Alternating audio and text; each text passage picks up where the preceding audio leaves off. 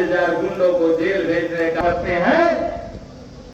सभी विरोधी पार्टियों की सरकारों की तरह केवल हवाई कार्य आदि नहीं करेगी, बल्कि उत्तर प्रदेश की तरह ही जमीनी हकीकत के ठोस कार्य करके दिखाएगी। और इस संदर्भ में खासकर मैं कहना चाहूँगी, केंद्र द्वारा देश में पिछले कुछ समय से अति गरीब परिवारों को अस्थायी तौर पर फ्री में जो थोड़ी सी खाद्य सामग्री दी जा रही है, राशन आदि दिया जा रहा है, तो उससे इनका स्थायी तौर पर भला होने वाला नहीं है। जबकि आप लोगों को ये मालूम है, आपको ये मैं बताना चाहती हूँ कि जब भी कोई छोटा चुनाव होता है या बड़ा चुनाव होता है, तो पिछले कुछ समय से हम देख रहे हैं कि मुफ्त राशन की आड़ में बीजेपी और आरएसएस के लोग हमारे लोगों को, गरीब लोगों को गुमराह करके उनका वोट लेने का प्रयास करते हैं। जबकि गरीब लोगों को ये मालूम होना चाहिए, इनको जो मुफ्त में राशन दिया जा रहा है, बीजेपी और आरएसएस अपनी जेब से नहीं दे रही है, बल्कि देश की जनता को, केंद्र की सरकार को टैक्स देती है। टैक्स से जो पैसा आता है, उस पैसे से आप लोगों को मुफ्त में राशन दिया जाता है।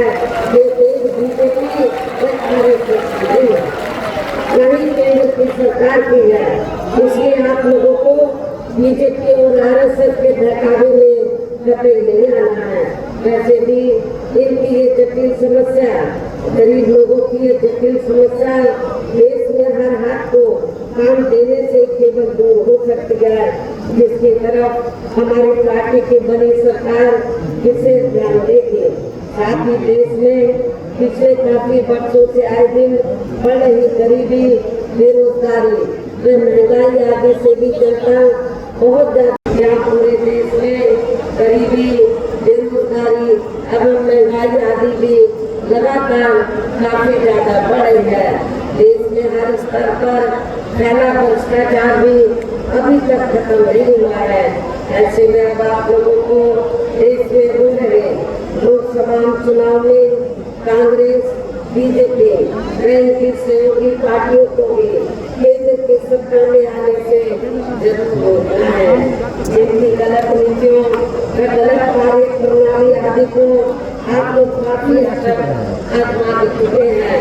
ऐसी स्थिति में अब ये विरोधी पार्टियां इस चुनाव में भी किस्म किस्म के साम दाम दंड भेद आदि अनेकों हथकंडे इस्तेमाल करके केंद्र की सत्ता में आने की पूरी कोशिश में लगी है, जिनसे अपनी पार्टी के लोगों को हर स्तर पर काफी ज्यादा सावधान रहना है। और इस मामले में विरोधी पार्टियां अपने अपने पक्ष में हवा बनाने के लिए खासकर मीडिया, ओपिनियन पोल, सर्वे आदि का जो बड़े पैमाने पर इस्तेमाल कर रही है, तो उनसे भी अपनी पार्टी के लोगों को बिल्कुल भी गुमराह नहीं होना है। इसके साथ ही विरोधी पार्टियों के विभिन्न रूपों में जारी किए गए इनके हवाई व प्रलोभन भरे चुनावी घोषणा पत्रों एवं वायदों आदि के बहकावे में भी अपनी पार्टी के लोगों को कतई नहीं आना है। जिन्हें ये पार्टियां की सरकारों से चलते हुए अब इनका विकास आदि होना भी काफी हद तक कम साइड हो गया है।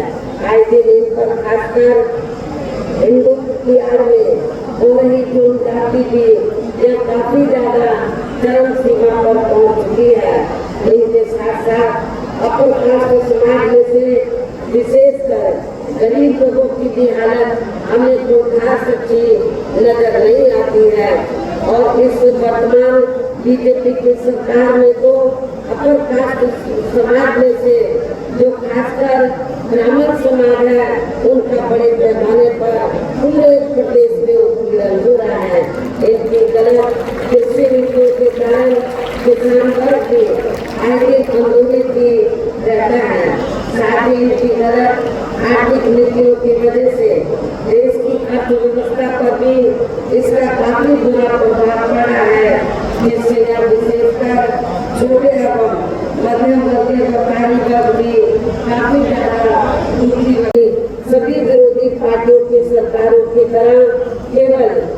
हवाई या कार्य आदि नहीं करेगी, बल्कि उत्तर प्रदेश की तरह ही जमीनी हकीकत के ठोस कार्य करके दिखाएगी।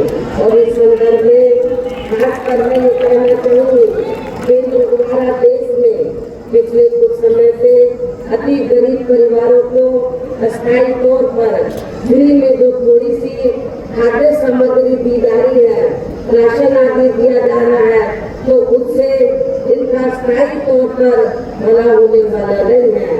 जबकि आप लोगों को ये मालूम है, आपको ये मैं बताना चाहती हूँ कि जब भी कोई छोटा चुनाव होता है या बड़ा चुनाव होता है, तो पिछले कुछ समय से हम देख रहे हैं कि मुफ्त राशन की आड़ में बीजेपी और आरएसएस के लोग हमारे लोगों को, गरीब लोगों को गुमराह करके उनका वोट लेने का प्रयास करते हैं।